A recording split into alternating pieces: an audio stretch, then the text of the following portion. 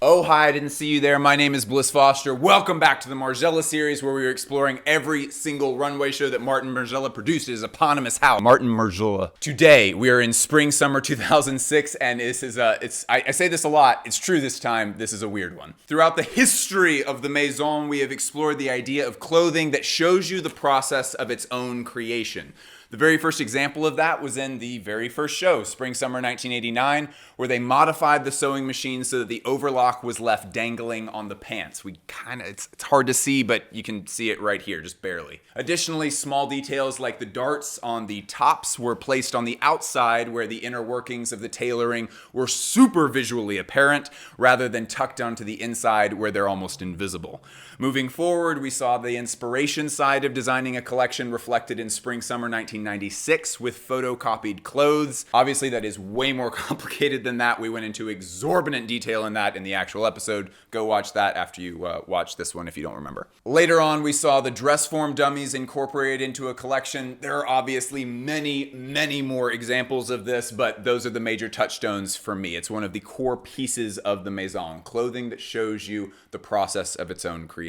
Another huge undeniable part of this show is the sheer weirdness of it, and that is something that we kind of have to address here. Usually we're sticking to major themes or we're sticking to motifs or little developments of the individual concepts, but for this one it is just so profoundly fucking weird that we just need to highlight that here for a second. It's probably the strangest setup for a runway show at the Maison since Spring 97, when everything took place in this sterile white room playing Muzak with a bunch of artificial flowers. Here in this season, models are emerging out of the darkness on this moving track that are being pushed by a struggling tech. Like, this doesn't look like they're having an easy time of it.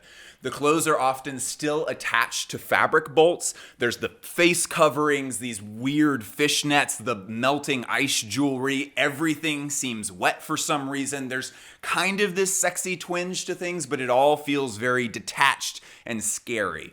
We have, for the first time, the perfect Margiela fever dream, and I'm very excited to tell you as much as I possibly can about it. I wrote a smiley face there, so... But first, congratulations! If you are watching this video and you have no idea what's going on, you really might be the only person for which that is true. My name is Bliss. I run a channel about runway shows, diving into the deep analysis of the symbolism and the artfulness of what designers are actually doing with their work. This is the Margiela series. We're going through all of the shows in chronological order, and this is going to be a really good one. If you like this stuff, you should subscribe, and if you want to watch the extended episodes in which we dive into the details about the actual products that were coming out, you need to sign up for the Patreon. Those are the extended episodes. They're super good. You get exclusive episodes. You get to join the private Discord. But look, the product is really where this stuff becomes magical, because high concept fashion is one thing. Being able to do this stuff on the runway, which is kind of a closed environment, a temporary thing, that is all one level of hardness. A super insane level of hardness is being able to work those same concepts into the product that actually went into stores. Creating meaning in clothing product is next to impossible, and the Maison did it really effectively, and that is all in the Patreon exclusive episodes. You need to sign up. It's $3 a month, super cheap if you're a student. Folks, let's dive back in. Let's firstly go over the little details that make this show what it is. This was presented via putting models on a film production dolly and having them pushed by a camera operator. Really, it's a runway tech, but it's, I think, maybe meant to be a camera operator. It's just so clearly a film set dolly. Do y'all like this, like, loose light thing that's here where it's like, I just have like a beam of light going through? That's why this is not down. This is normally like this, but the light is so like intrusive right here that we had to push this boy up, but we still have like one beam of light coming through here. I apologize, very unprofessional of me. Clearly a film dolly pushed by a camera operator. Some of the clothes were unfinished in that the roll of fabric from which the clothes were being made was still attached to the clothes, and it was secured into a pole that is on top of the dolly. And that's kind of the process part of this coming out, where it's like, you know, most people look at clothes and I guess they don't really ever give any thought as to where those fabrics actually come from. They come from these big bolts, these huge, just monstrous things of fabric. And these are actually, the ones on these dollies are actually pretty small ones. The ones that designers would actually make use from are Herculeanly large. The fact that the models are emerging out of darkness and then being lit, of course, feeds into this ongoing theme of the Maison of wanting you to pay attention to each look individually. They've done a lot of work over the different seasons of figuring out a way to make people not view this as a whole runway fashion show collection and start to see them as individual outfits, individual moments. And primarily the way that they're doing that is by having models in darkness, then having them illuminate, and then descend back into darkness again. We've seen this attempted in a number of different ways. We've gone over all of those examples many times in the past. Pretty much any time you see them using heavy amounts of darkness or shadow in a runway show, they are reintroducing this same theme here. Moving on! So we have to talk about, actually, you know what? We are going to talk about it. All rise, please. One of the most legendary pieces from the Maison's accessory history is the pieces that literally don't exist anymore because they melted. The ice jewelry. The idea of ice dyeing is not new at all if you've ever spent any time on Pinterest. It's this kind of arts and crafts technique by which you use melting ice mixed with color dye of some sort to seep into the fabric as it melts. Woo! You may be seated. You heard it here first, folks. Margiela invented ice dyeing. Okay, so the light is getting worse. I'm gonna try to solve this by stacking these up near the window. Give me 1 second. Okay. Yeah, baby girl, I can't give you diamonds, but we have ice. Which actually, how did they find ice in France? I've never talked to a French restaurant that even knew what ice was. I'm so surprised they were able to find some. Hey, could we actually edit that out? I don't want any of the French audience to get offended. That honestly wasn't a very funny joke. So it's actually unlikely that Margiela invented the process of ice dyeing, but you know, we stand, so he invented it. In the show, colored ice cubes made up belts and earrings that dyed the white clothes as they melted in the hot lights and on the skin of the models. Clothing and accessories that were themselves unfinished, being finished live on a runway. That might actually be something that Martin did invent. And speaking of melting, a lot of this show does kind of deal with the idea of dissolving, most notably because of the melting ice, but also in that many of the models just are inexplicably wet. Every 15-year-old boy watching this is like, lol, wet. So halfway down their face and hair, they were sprayed with water before walking or rolling to look like they had just gotten out of a bath. Because like when you're in a bath, you are in the bathtub, your like feet are out and stuff, and then you're just kind of resting your head against the back of the tub. So this whole part of your hair is not getting wet, but then all of this here would get wet. Many of the models were styled like this, and some of them even had signs that said caution wet, which is pretty apt. And also probably a pun. Coincidence? It actually really might be a coincidence. It is sort of unusual for the Maison to do a play on words that's in English. That's a little bit strange, but it's just so apparently there that it's just kind of like that probably is what that is. They did just finish looking at like 1 million tabloids to make the last season, so they're probably like in a place where it's just kind of like, lol, middle school joke, let's go. But this does continue a really pertinent theme in the Maison's history that we're going to dive back into here. This is the Maison emphasizing a normal, everyday occurrence that is actually very overlooked and pretty beautiful. And it's a really specific thing that I think they're reaching for here, so we need to elaborate. There's obviously kind of a vaguely sexual place that we could take this to, where it's like, oh, what are kind of the more unconventional times where you look at your partner and think like, oh wow, I'm so in love with you. The thing that we've talked about previously is like when you wake up next to somebody and they're still asleep and their hair is obviously not done, they're not wearing any makeup, and they're just in the most natural state that they could be.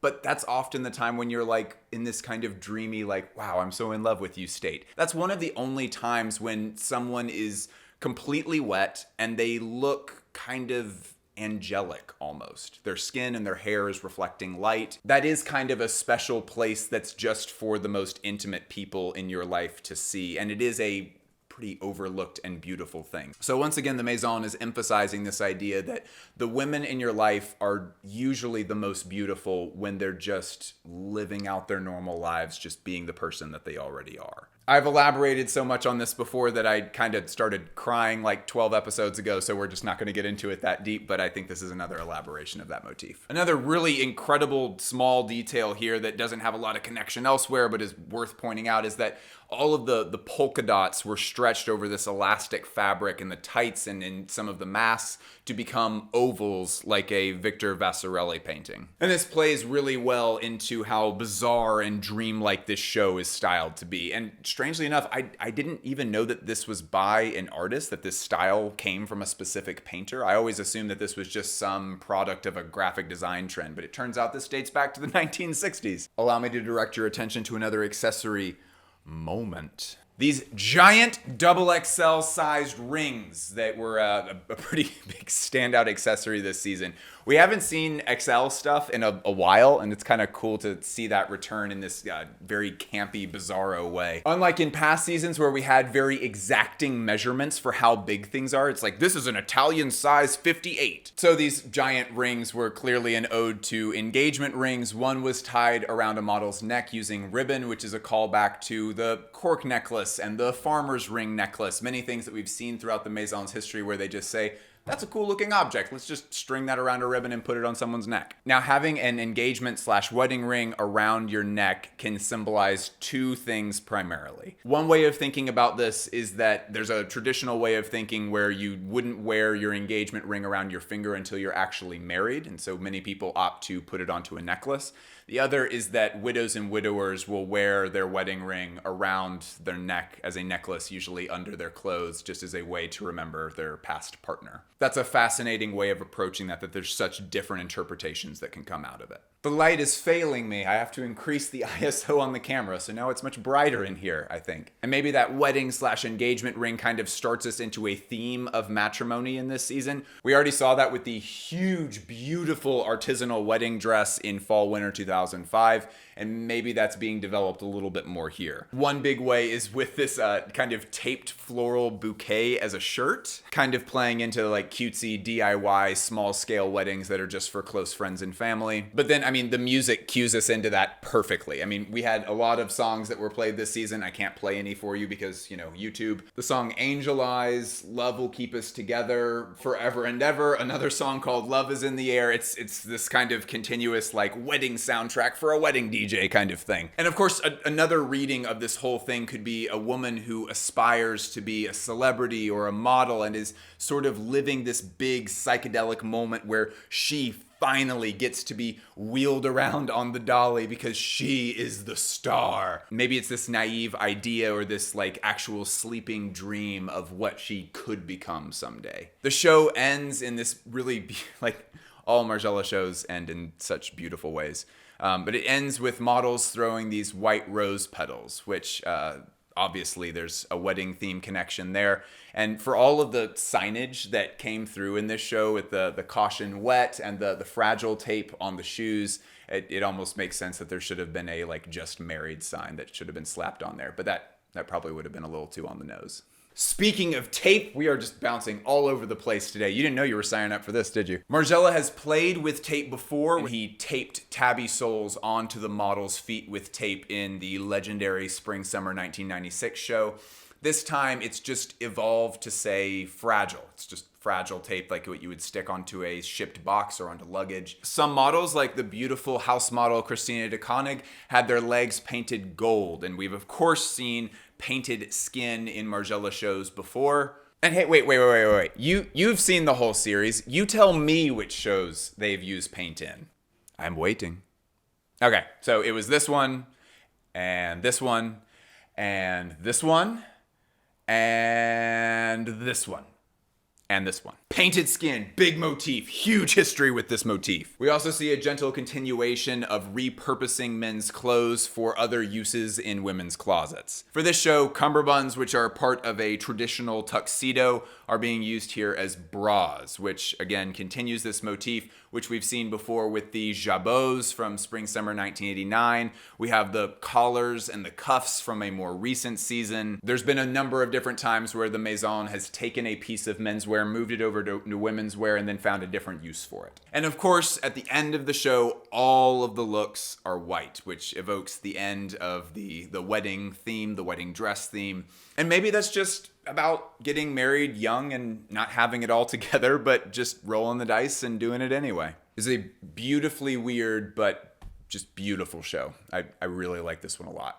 And very underrated. This is one that I feel like doesn't get nearly enough attention in like inspo boards and like repost Instagram profiles and stuff. I like this show a lot.